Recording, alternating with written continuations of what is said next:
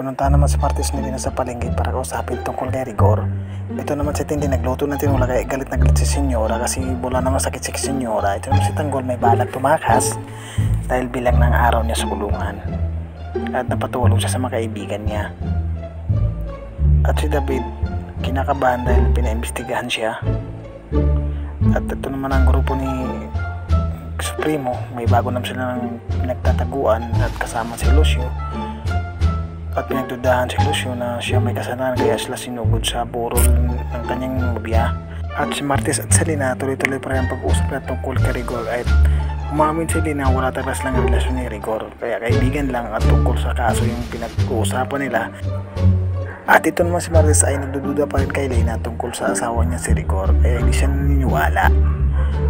Ito naman si Babos ay nag-alala pa rin tungkol sa lolo niya at sa pangyayari na tangkang pangkagahasa ni Bong sa kanya.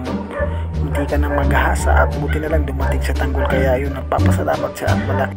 At naman si Chip Espinas ay buhay na buhay kaya yun natutuwa naman yung partner niya at nakarecover sa pagbaril niya kay Bong. At si Marcelo Makaraig ay ang ama ni Bubbles ay yung kinausap si Tanggol at may balak na kunin ang loob ni Tanggol para sa kanyang plano. So hanggang dito na lang. Huwag kalimutan mag-subscribe. Paalam.